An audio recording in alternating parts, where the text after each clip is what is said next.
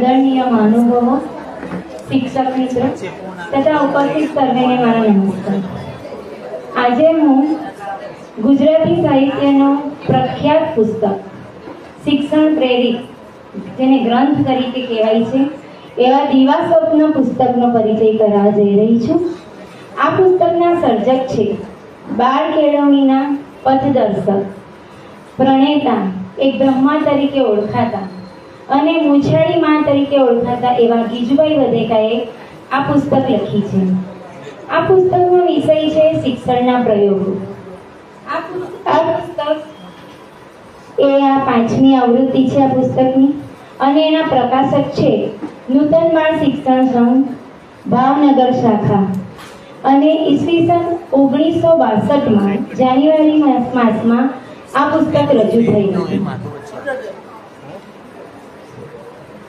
આ પુસ્તકનું નામ દીવા સ્વપ્ન એટલે રાખવામાં આવ્યું છે કે એની અંદર જે વસ્તુનું નિદર્શન કરવામાં આવ્યું છે, નિર્દેશ કરવામાં આવ્યું છે, તે પૂર્વ પ્રાથમિક વિભાગના શિક્ષકો અને પ્રાથમિક વિભાગના શિક્ષકોનું એક દીવા સ્વપ્ન બની રહે તેવું છે.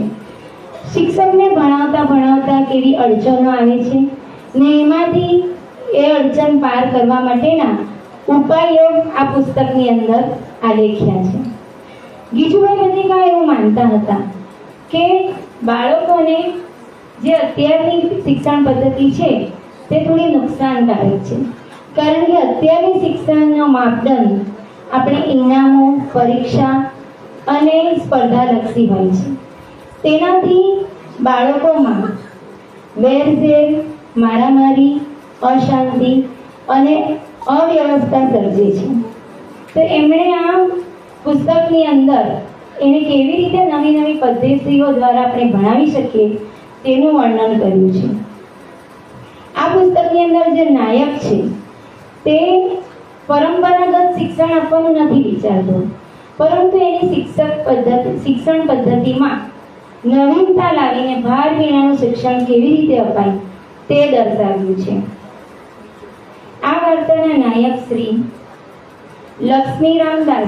લક્ષ્મીરામભાઈ કે જેમણે બાળ કેળવણીનું એટલું ચિંતન કર્યું હોય છે અને તેમ વિચારે છે કે મેં આ ચિંતન તો કર્યું છે, લખ્યું તો છે કે આને આવી રીતે આપણે શિક્ષણમાં ઉપયોગ કરીશું, પણ જ્યાં સુધી હું પોતે આનો અનુભવ નહીં કરી લઉં, જ્યાં સુધી હું બાળકો સાથે કામ નહીં કરું, ત્યાં સુધી મારું આ સચોટ થશે નહીં કે અમે લખેલા વિચારો પરિપૂર્ણ કેવી રીતે થાય છે. તો એ એક કેળવણીના વડા પાસે જાય છે અને કહે છે કે મારે તમારી શાળામાં મારા જે શિક્ષણના પ્રયોગો છે તેના અનુભવ માટે પ્રયોગો કરવા છે. ત્યારે કેળવણીના વડા કહે છે, તમે તો એક લેખક છો, વિચારક છો, તો તમે બાળકોને કેવી રીતે ભણાવશો? આ બાળકોને ભણાવવાનું કામ એટલું સહેલું નથી. ટેબલ પર લખવાનું અને કલ્પના કરવાનું, કલ્પનામાં ભણાવી દેવાનું એ બહુ જ સહેલું કામ છે, પણ આ બાળકોની સાથે રહીને એમને ભણાવવાનું એ નેવેથી પાણી મેળે સુધી લઈ જવાનું કામ છે. તો તમે આ કરી શકશો? ત્યારે લક્ષ્મીરામભાઈ કહે છે કે હા, હું કરી શકીશ. ત્યારે કેળવણીના વડા એમને અભ્યાસક્રમ એમને કહે છે કે હું 4થા ધોરણનો વર્ગ તમને સોંપીશ. એમને અભ્યાસક્રમ, પુસ્તકો, રજાની યાદી અને બીજી ઘણી બધી યાદીઓ એમને આપે છે. એ આ બધું લઈને ઘરે આવે છે અને પછી અભ્યાસક્રમ જોઈ છે એટલે એમને થાય છે કે આમાં તો બધું બહુ બદલવા જેવું છે. પુસ્તકો જોઈ છે એટલે કે આમાં તો ઘણી બધી ભૂલ છે, આપણે આ રીતે તો ભણાવવું જ નથી. પછી એક યાદી તૈયાર કરે છે, નોંધ તૈયાર કરે છે કે હું કાલે જઈશ અને આવી રીતે હું ભણાવીશ. એમ કરતાં એમને રાત્રે 2 વાગી જાય છે. 3 વાગે સૂઈ જાય છે અને વહેલી સવારે ઉઠી જાય છે ને અતિ વેગે તૈયાર થઈને એ સ્કૂલે પહોંચી જાય છે.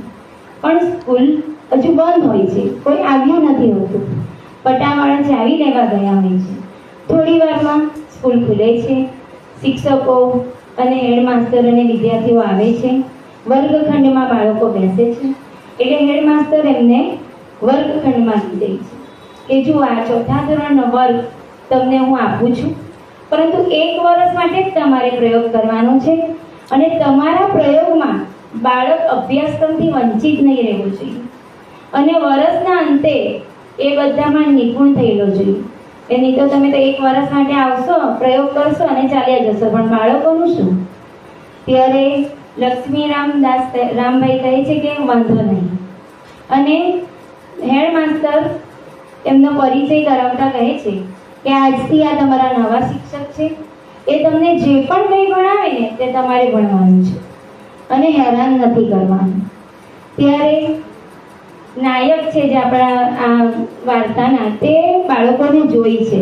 તો કોઈ બાળક હરખાય છે, કોઈ મલકાય છે, કોઈ વાતચીત કરે છે, કોઈ ધમાચકડી કરે છે અને કોઈ સ્તબ્ધ બનીને એમને જુએ છે. ત્યારે એ કહે છે કે અરે, મારે આવા બાળકો સાથે કામ કરવાનું છે, કંઈ વાંધો નહીં.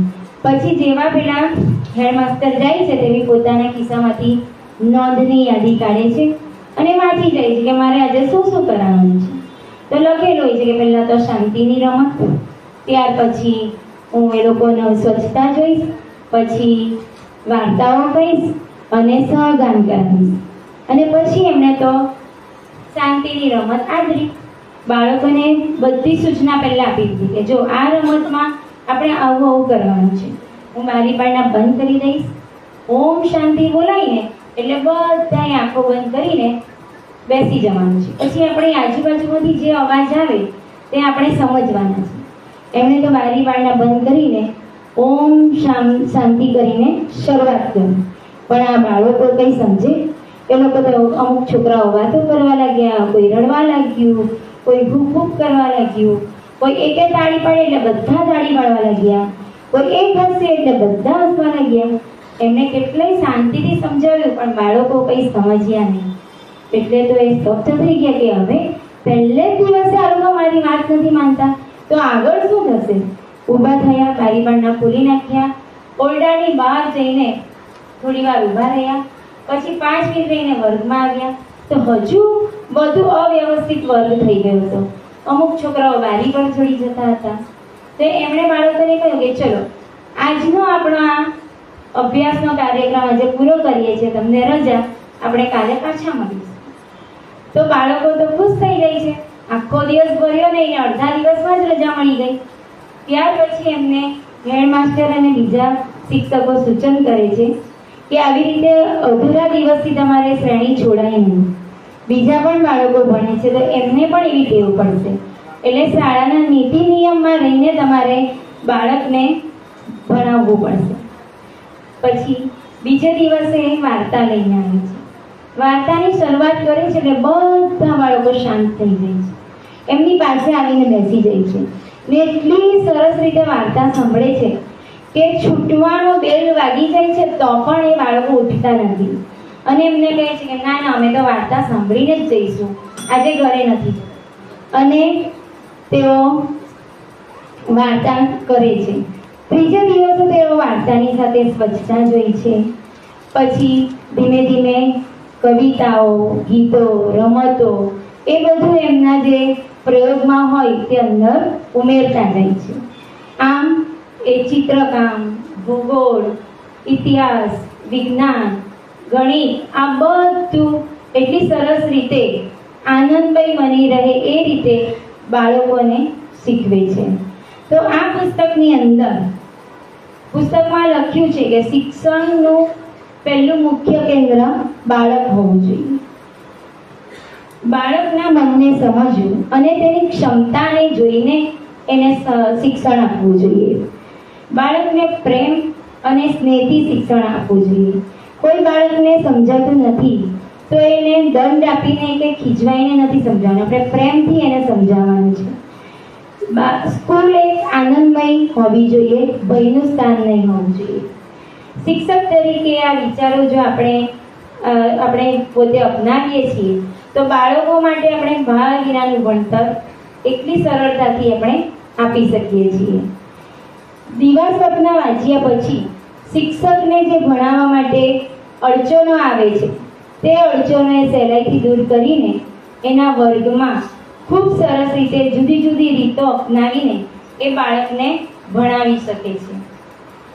અંતમાં હું એટલું જ કહીશ કે દીવા સ્વપ્ન એ માત્ર પુસ્તક નથી પરંતુ શિક્ષણ માટેનું એક પ્રેરણા સ્ત્રોત છે. આ પુસ્તકમાં આપણને બતાવે છે કે શિક્ષકમાં ઉત્સાહ, પ્રેમ અને નવીનતા હશે તો શિક્ષણને વધુ આનંદમય બનાવી શકશે.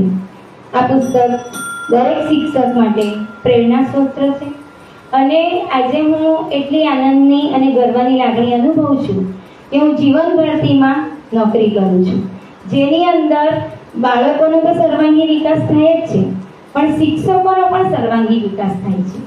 અને જે આ પુસ્તકમાં નવીન પદ્ધતિ મેં જોઈ, વાંચી, તે આપણી શાળામાં થાય જ છે, પરંતુ આપણે એને જો વાંચીએ તો એમાં પણ હજુ નવીનીકરણ આપણે લાવી શકીએ છીએ. તો જરૂરથી તમે આ પુસ્તક વાંચો.